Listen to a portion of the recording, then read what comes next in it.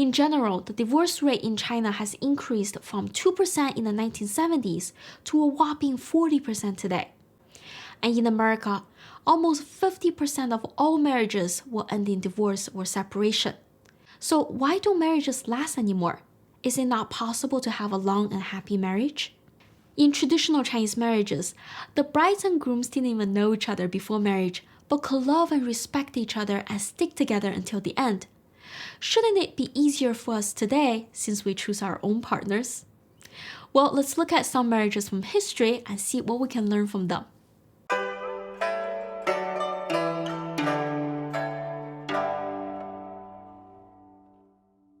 In Chinese philosophy, there is a word yi.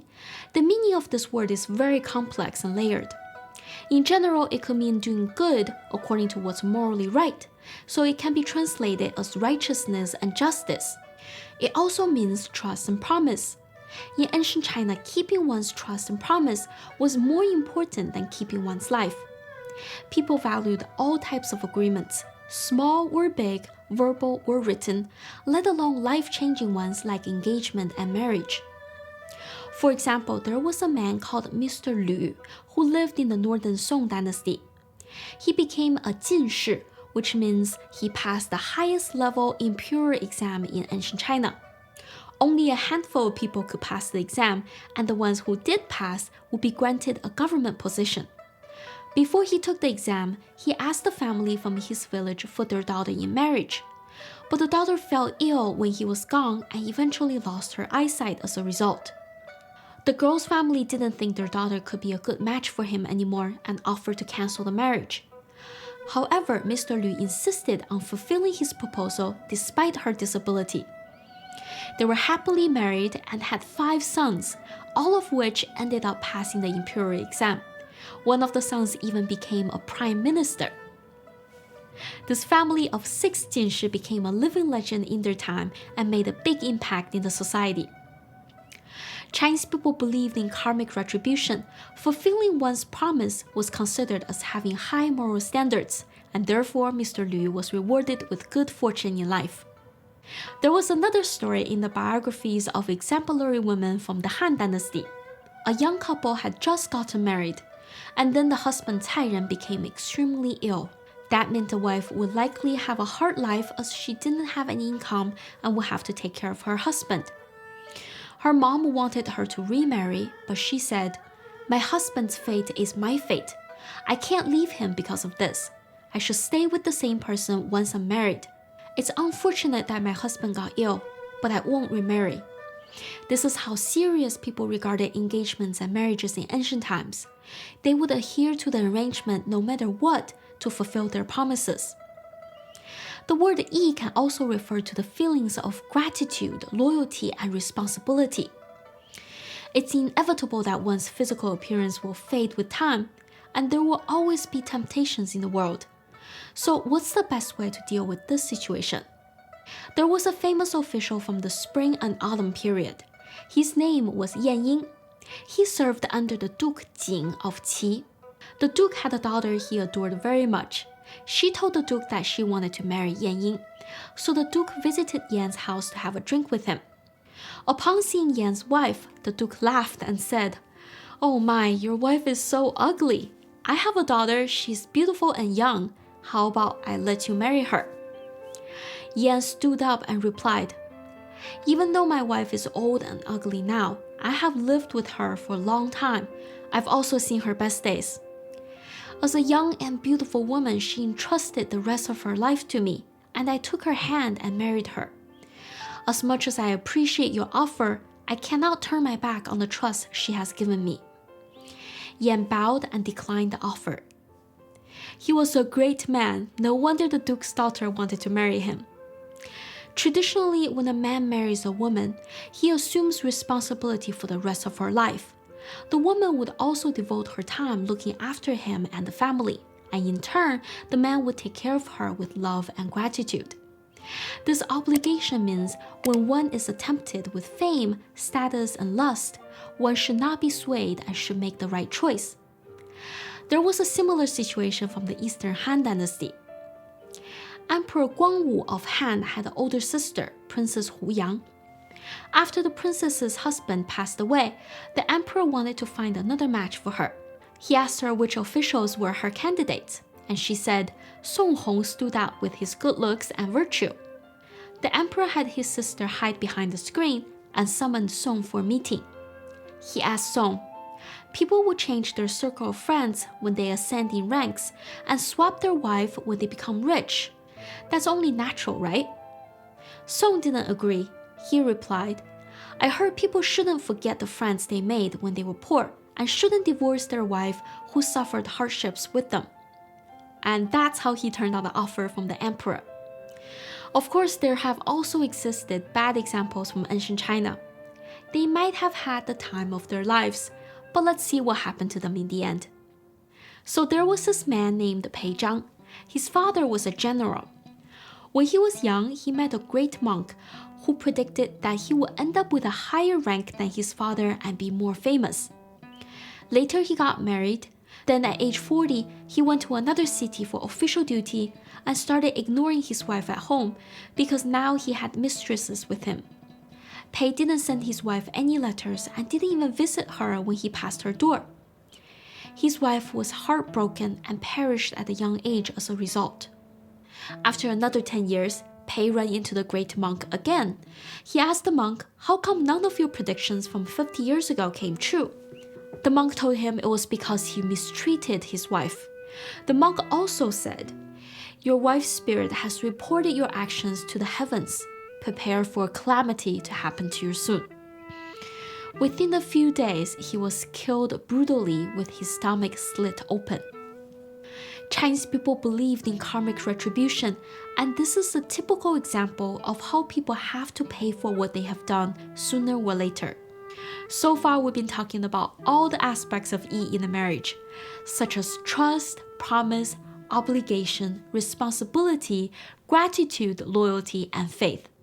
These were the unwritten rules that ensured people wouldn't give up on marriages easily in ancient China. But we want marriages to be long and happy, right? So how did ancient Chinese achieve that? The first step is to show respect towards each other. In the Book of Rites, it was recorded that Confucius said, "Back in the days of the 3 dynasties under the sage king's reign, it was required of a man to show respect to his wife and son." Ban Zhao also wrote in the Lessons for Women that the best way to cultivate oneself is showing respect. The best way to counter strength is being obedient. That's why respect and obedience are the greatest virtues of a woman. Respect was a basic requirement for both men and women in traditional society. It's not hard to be respectful at first, but as husband and wife, it's easy to get too close and lose the boundaries. That's why it's highly treasured when a couple can maintain mutual respect throughout their lives. There's a Chinese idiom, 相敬如宾, which means the husband and wife respect each other as an honored guest. The term was coined in the book 左传, or the commentary of 左. During the spring and autumn period, a man named Xi Que was working in the field. His wife brought him lunch and offered it to him with the utmost respect. Xi thanked his wife and also received it with respect. An official passing by saw this and recommended Xi to the Duke Wen of Jin, and said, "Being respectful is a manifestation of virtue. If a man is able to show respect, he must have virtue, and virtue is what we need to govern the people." The Duke ended up using Xi as a senior official, and later people would use 相敬如宾 to describe the respectful and harmonious relationship couples have. This mutual respect applies to people of all classes. In the Book of Wei, it was recorded that the imperial prince Xiao Baoyin of southern Qi fled his country to northern Wei and married the emperor's sister, Princess Nanyang. The princess treated her husband Xiao with respect, despite him being a refugee in her country. She would stand up whenever he entered the room. Xiao also had a good temper and respected the princess in every way. Some people think that respecting their spouse like a guest means they don't love each other, but I think it's the opposite. Everyone wants to show their best side in front of the people that they cherish the most. Therefore, demonstrating mutual respect is a reflection of how much couples treasured each other. Showing respect will also prevent most conflicts from building up in the first place. That's why in ancient China, the bride and groom's parents will always tell their children that being respectful is the most important thing in marriage. Now let's look at another factor which I think is even more essential than respect. Growing up in the modern world, we're all pretty spoiled whether we realize it or not. Especially those of us who are the only child in the family, and this is basically everyone born after 1980 in China, thanks to the one-child policy. Because we didn't have to share and we always had things our way, it's hard to consider the feelings of another person when all we cared about is ourselves. It's not just in China though. Many modern marriages fail because of the lack of consideration. It's very easy to blame others and find faults in other people when conflicts happen. The more you think you're right, the more angry you will be. Unfortunately, anger is not only bad for your mental health, but will deteriorate your body as well. Ancient Chinese people had a very wise approach with conflicts. There's a saying, 退一步海阔天空, which means when you take a step back, you will find the sky and the ocean boundless. Shen Baozhen, an official from the late Qing dynasty, wrote in a love letter to his wife, "A moment of consideration is worth 100,000 gold." Tolerance also means that as husband and wife, you need to be able to share happiness and despair together, as life is full of ups and downs. In the history of Jin, there was a man named Zhang Qian. He and his wife respected each other as guests. Even though they barely made a living by selling firewood and picking up grains, they didn't think they were poor and lived happily. The key here is to be content with your situation. With all the social media platforms today, it's really easy to fall into the trap of comparing ourselves with others and end up being jealous. It's rare to see people not caring about what others think and enjoying life as is. There was another couple recorded in the history of the southern dynasties. The husband Liu Ningzhi didn't care about position, fame, or wealth. A provisional governor liked Liu's character and married his daughter to him. The daughter lived a lavish lifestyle before marriage, but she was able to change and match her husband. They will only keep what's necessary for basic survival needs and donated the rest of their earnings every day. Liu had always longed to live in the mountains, so one day he moved to Mount Heng with his wife and son and started cultivating Taoism in the mountain. His wife and son both followed him. This was very common in traditional Chinese marriages. There's a saying, 夫唱妇随, which means the husband leads and the wife follows. You might be wondering, why did the wives have to listen to the husbands? Isn't it unfair? Well, hold that thought. Let me explain the whole picture first.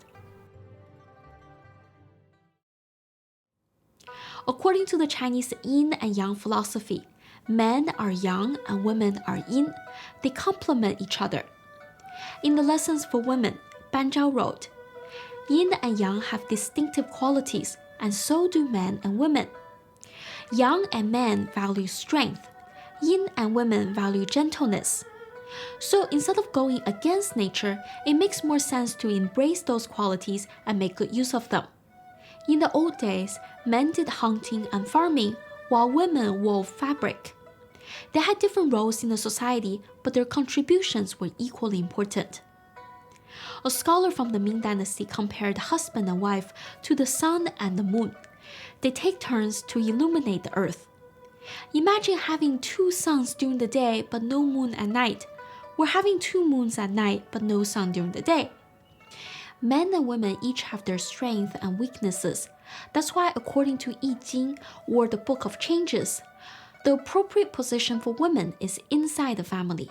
The appropriate position for men is outside the family. This is the law of the heavens and earth. When parents and children, brothers and sisters, husbands and wives are all playing their parts, families will be upright and stable, and so will the world. When it comes to men, like the saying goes, great power comes with great responsibilities. Men will help and care for the ladies around them unconditionally. and women and children were always the first ones to be saved during disasters. Women, on the other hand, follow their husband's lead and take care of the family, not because they're less smart or less capable, but rather they understand the bigger picture. It's like driving a car. Which way will it go if there are two drivers and both want to go different directions? It'll only go forward under one person's command. When men and women both play their part and work together, it will create a harmonious family and a stable society. I think it's so precious when two people love and cherish each other enough to tie the knot. But oftentimes, we give up too easily and start looking for the next perfect match. When it doesn't work out, we look for another one. The cycle never ends. It's not hard to repair and maintain relationships. All it takes is a little extra effort, a little more respect, some more tolerance, and a sense of responsibility. The qualities I mentioned in this video might stem from Chinese ideology, but I think they're universal values as well. Do you agree with them? Is there anything you want to add? Let me know in the comments below. I hope you find inspiration from this video. I'll be making more videos on the topics of love and marriage. See you in the next one.